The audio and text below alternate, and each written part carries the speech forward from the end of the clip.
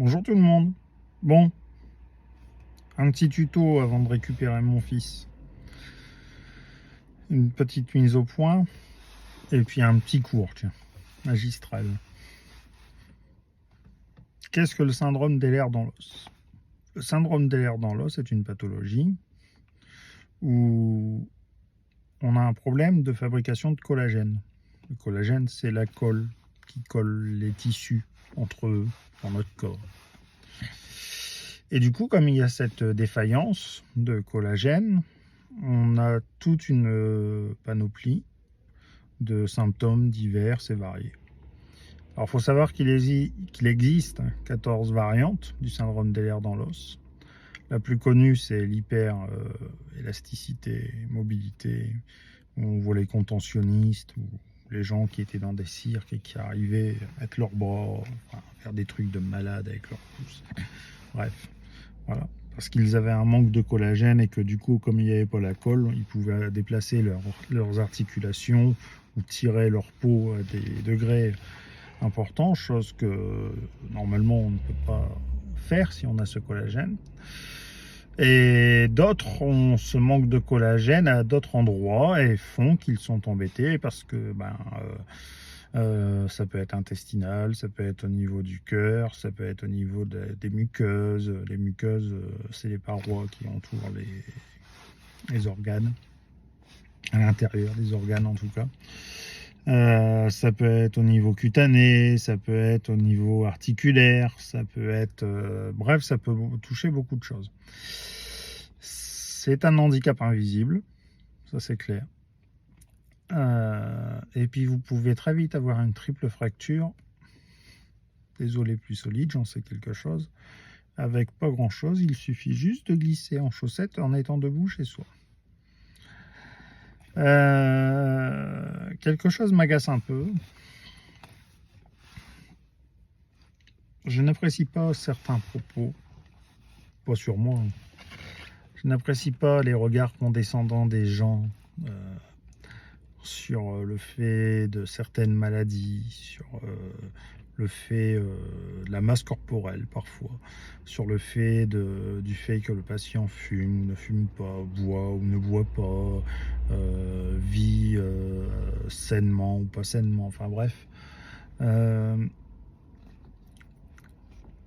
Quand des gens qui ne sont pas médecins se permettent de juger, voilà, c'est assez compliqué.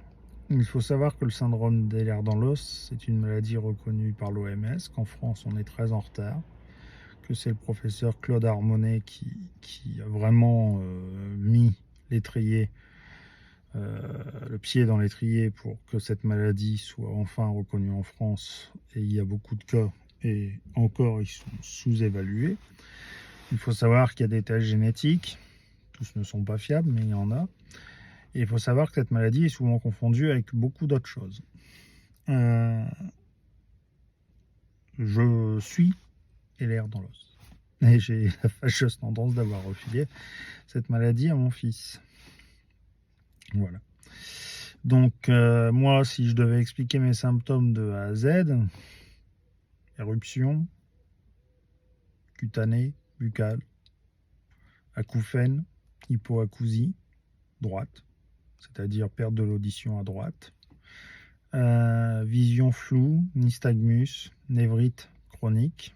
Névrite, c'est le nerf qui est au niveau de l'oreille, et qui rentre, enfin l'oreille interne en tout cas, et qui provoque des vertiges horribles. Avec des problèmes d'articulation, donc des douleurs au niveau des articulations, des torticolis à répétition, des tendinites à répétition, des problèmes intestinaux, d'intestin irritable, des problèmes de tachycardie posturale, des péricardites à répétition, des éruptions cutanées, des pseudofolliculites, vous savez, ces gros boutons énormes qui apparaissent et qu'on n'aime pas et qu'on a envie de percer. Voilà. Des problèmes de psoriasis, des problèmes... alors après, je ne vous cache pas que dans la vie de tous les jours, il faut affronter ces douleurs comme des coups de couteau qu'on reçoit, parce que parfois les douleurs sont si intenses qu'on a l'impression de recevoir un coup de couteau, et que mentalement, ça joue forcément et ça change votre mental. Donc vous avez deux choix, soit vous vous écroulez et vous décidez de mettre fin à vos jours parce que vous souffrez trop, soit vous décidez de vous accrocher et puis d'aller encore et encore affronter le corps médical et batailler parce que tous les médecins ne sont pas formés et toutes les facs de médecine ne forment pas forcément parce que c'est une maladie qui est quand même pas très connue et qui est assez rare. Et souvent, on balaye ça sur tout un cursus de médecine, on balaye ça en un cours qui dure à peine 2 heures. Si vous avez la chance de rencontrer le bon médecin qui va vous écouter et qui va vous envoyer voir le bon professeur avec le bon interniste, vous allez commencer à avoir un suivi. La maladie est incurable. Vous vivez avec toute votre vie, c'est évident, vous êtes mal fabriqué. Hein. C'est comme un vélo à qui on n'a pas mis une roue, il suffirait de remettre une roue, mais c'est comme ça, là on ne peut pas remettre du collagène. Votre colonne vertébrale qui a des disques intervertébraux sont bourrés de collagène, donc ce qui fait qu'elle s'affaisse, ce qui fait que vous vous retrouvez avec des hernies discales étagées à toute votre colonne vertébrale et que vous ne pouvez plus bouger comme vous bougiez avant. Bref, vous êtes handicapé. Vous êtes handicapé. Et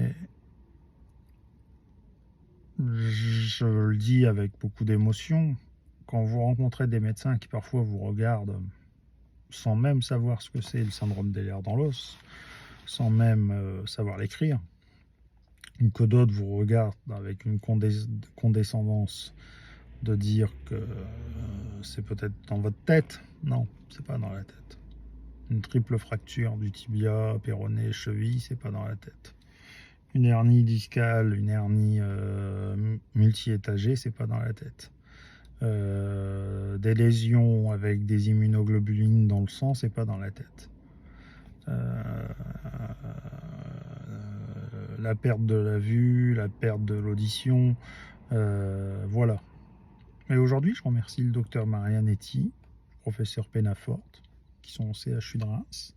Je les cite parce que c'est important. Parce que j'ai encore reçu un mail hier à 23 h du docteur Marianetti. Et je remercie bientôt le professeur Jousseau, qui est à Nancy. Bien sûr, le professeur dont je vous ai parlé tout à l'heure, qui a été le précurseur de cette maladie et qui a un site extraordinaire, le professeur Ramonet. Je remercie mon médecin traitant, qui lui me fait confiance. Je remercie le docteur Weiser, qui était un excellent médecin, qui est parti malheureusement de Saint-Quentin. Je remercie mon chirurgien pour ma jambe, même si elle me fait encore mal, et si je fais de la pseudo-arthrose, peut-être qu'il y aura une amputation ou pas, on verra. Mais pour l'instant, on va rester optimiste.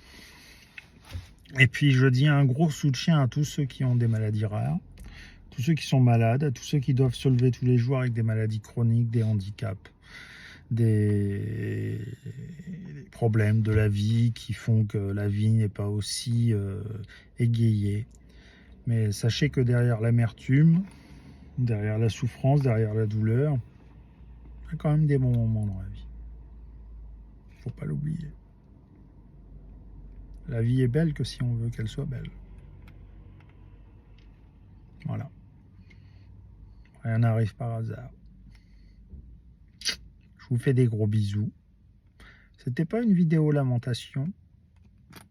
C'était une vidéo juste pour dire à certains que quand on n'est pas malade, quand on ne vit pas ce que peuvent traverser les gens, soit on est humble et utile et on les aide, soit on se la ferme, tout simplement. Et puis c'est tout. Et puis vous nous faites pas chier. Parce que le nombre de personnes handicapées que j'entends se plaindre de réflexions horribles, mais horribles, à un moment donné, ça donne qu'une envie, c'est de foutre des coups de pied au cul. Voilà. Moi, je l'échange contre la vie de n'importe qui. Et des preneurs ? Ça vaut pour l'autisme, ça vaut pour tout. Courage à tous. C'est nous les winners.